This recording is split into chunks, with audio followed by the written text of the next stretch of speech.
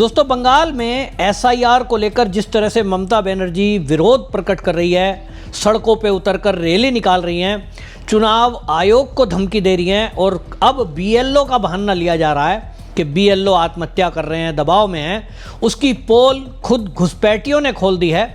पश्चिम बंगाल में जो घुसपैठिए हैं अपने घरों को वापस जा रहे हैं, तो अब मीडिया में उन्होंने खुलकर जो बोला है उससे ममता बनर्जी की पोल पट्टी खुल गई है।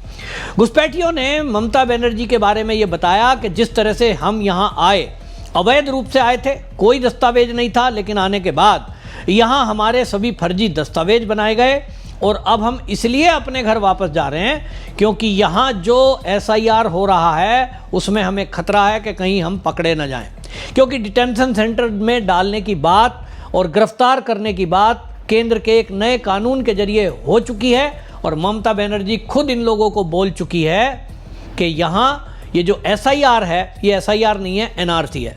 ममता बनर्जी का खुद का दाव उल्टा पड़ा। अब लोगों के समझ में आ गया कि अगर आपके पास वोटर कार्ड नहीं है तो पुलिस कभी भी आपको गिरफ्तार कर लेगी और यही टर्न आया घुसपैठियों का। आप इसी से अंदाज़ा लगाइए कि अभी तक जो एसआईआर है उसमें नॉर्थ परगना में लगभग 14 लाख ऐसे नाम कटे हैं जो मर चुके हैं। अब ममता बनर्जी से कोई ये पूछे कि जो आदमी इस संसार में जिंदा नहीं है उसका वोटर लिस्ट में नाम क्यों रहे। बिहार में भी इसी तरह के 30 लाख वोट कटे थे। बंगाल में अभी तक 14 लाख नाम कटे हैं जो लोग मृत हो गए।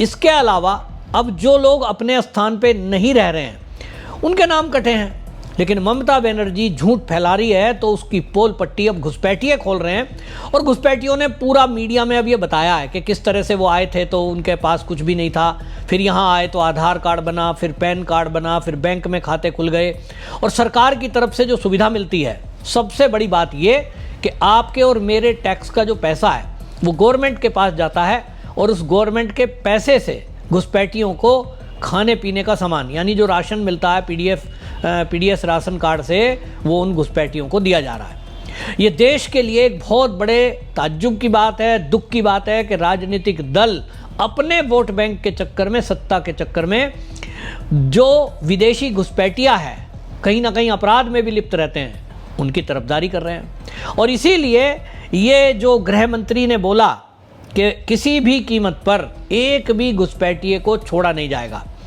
तो अपने आप में एक संकल्प बताता है। और केंद्र सरकार का ये जो संकल्प है ये अपने आप में ये भी ताज्जुब है कि कोई विपक्षी पार्टी इस तरह की भाषा में ये नहीं बोल रहा कि गृह मंत्री जी ने अगर केंद्र सरकार ने कहा है कि घुसपैठियों को निकाला जाएगा हम भी उनका साथ देंगे, बल्कि उल्टा है कि मतलब लोग जो है उनकी तरफदारी कर रहे हैं कि एसआईआर ना हो, एनआरसी ना हो, इस देश में सीए लागू ना हो, क्योंकि इनको लगता है कि सीए लागू होगा, खास तौर पे उसका असर अब आपको देखने को मिलेगा। और वो जो मिलेगा आपको पश्चिम बंगाल में बड़ी संख्या में मतुआ समाज है, एक आदिवासी समाज है, वो भारत में आए, बॉर्डर एरिया पर रहते हैं और उनको नागरिकता नहीं मिली। आने के बाद सीएए के तहत उन लोगों को नागरिकता दी जा रही है।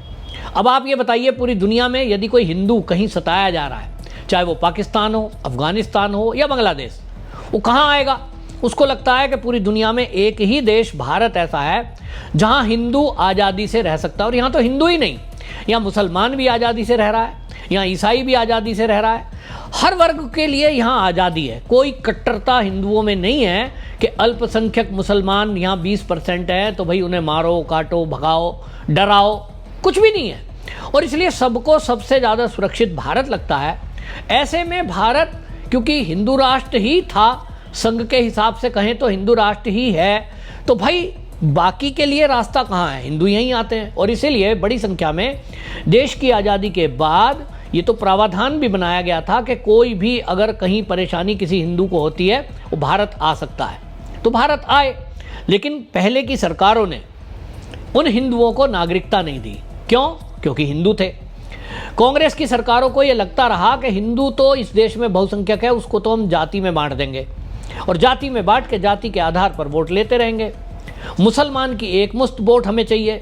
दलितों को आरक्षण के नाम पर बहकाया गया उनकी वोट लेने के लिए, लेकिन कभी भी ये नहीं सोचा गया कि जो यहाँ बुरे हाल हिंदू रह रहे हैं उनकी तरक्की के लिए कुछ किया जाए। मोदी सरकार आई तो इन्होंने सीएए का विचार किया, क्योंकि बहुत दिनों की पेंडिंग मांग है कि जो हिंदू पाकिस्तान अफगानिस्तान से आए हैं उनको नागरिकता भारत की मिलनी चाहिए, क्योंकि उनको कोई सरकार की सुविधा नहीं मिल रही। यहाँ तक कि मैंने तो खुद देखा दिल्ली में उनको बिजली और पानी का कनेक्शन, मूलभूत सुविधा है, वो नहीं मिल रही, क्योंकि भारत के वो नागरिक नहीं है, उनके पास कोई इस तरह का कार्ड नहीं है।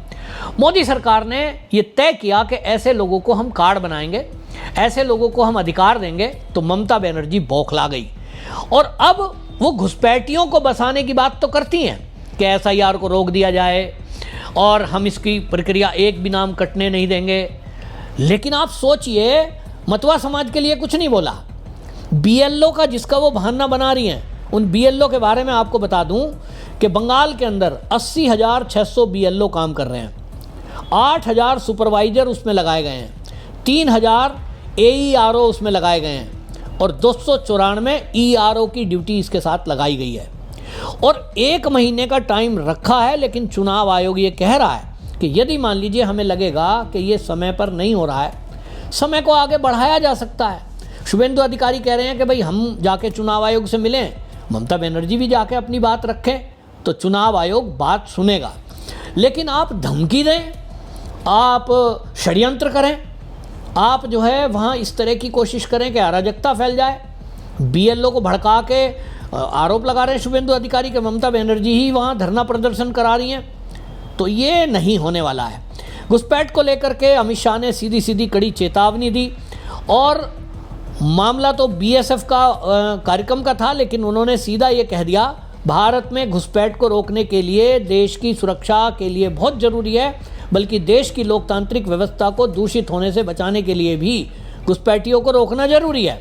मगर दुर्भाग्य की बात है, कुछ राजनीतिक दल इन घुसपैठियों को बचाने के लिए यात्रा लेकर निकल पड़े हैं और इसीलिए अमित शाह ने कह दिया किसी भी कीमत पे घुसपैठिया नहीं छोड़ा जाएगा। क्योंकि अमित शाह ने कहा कि देखो, क्या ऐसा होता है कि किसी देश में प्रधानमंत्री कौन होगा, मुख्यमंत्री कौन होगा, इसको तय कोई घुसपैठिया करेगा? निश्चित रूप से नहीं।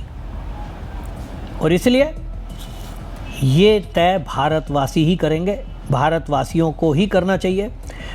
अमित शाह ने सीधी कड़ी चेतावनी देते हुए ये भी कह दिया कि हम किसी को भी यहाँ छोड़ने वाले नहीं हैं, चुन चुन कर यहाँ से घुसपैठियों को निकाला जाएगा। ये जो एसआईआर की प्रक्रिया है ये 4 नवंबर से 12 राज्य में हो रही है, 7 फरवरी को फाइनल लिस्ट होगी। अभी तक 3 महीने का लगभग समय है और इस 3 महीने के समय में अगर कुछ अदल बदल करना है तो उसको चुनाव आयोग तैयार है। लेकिन आप जिस तरह से दबाव की पॉलिटिक्स कर रहे हो, जिस तरह से ममता बनर्जी रैली निकाल रही हैं, वो जो है इस तरह की बातें कर रही हैं, वो होने वाला नहीं है। तो अब घुसपैठियों ने जब पोल खोली है तो पूरे देश को ये देखना चाहिए। और मैं तो कहता हूँ सुप्रीम कोर्ट में ये केस लेके गए हैं, उनको भी शायद ये क्लिप तो दिखाई जाएंगी। मीडिया में आकर खुद घुसपैठिए जब बोल रहे हैं कि हमारे फर्जी दस्तावेज यहाँ बने, किसने बनाए, इसकी जांच तो सरकार ही कराएगी। तो इसकी जांच किसको करानी चाहिए? राज्य सरकार को, ममता बनर्जी को। उनकी जांच नहीं करा रही है, बल्कि उनको रोकने के प्रयास किए जा रहे हैं। ये बहुत ही खतरनाक है। लेकिन गृह मंत्रालय और चुनाव आयोग, ये केंद्र की सरकार तय कर चुकी है, देश के अंदर एक भी घुसपैठिए को नहीं रहने देंगे। तो निश्चित रूप से जान लीजिए कि ममता बनर्जी की सरकार जो घुसपैठियों के आधार पर वोट लेकर बनती थी वो भी जाएगी, और जब जाएगी तो बड़ी तेज़ी के साथ बाकी काम भी होंगे। जो बंगाल में विकास के काम ठप पड़े हैं, अपराध चरम पर है, उसको रोकने के लिए भी भारतीय जनता पार्टी की सरकार होना बंगाल में बहुत ज़रूरी है। और बंगाल के लोग बोले बेशक सामने नहीं आ रहे होंगे, लेकिन निश्चित जान लीजिए उन्होंने मन बना लिया है कि वो इस बार बीजेपी की सरकार ला के रहेंगे। आपकी क्या राय है? कमेंट जरूर लिखें, वीडियो शेयर करें। वंदे मातरम।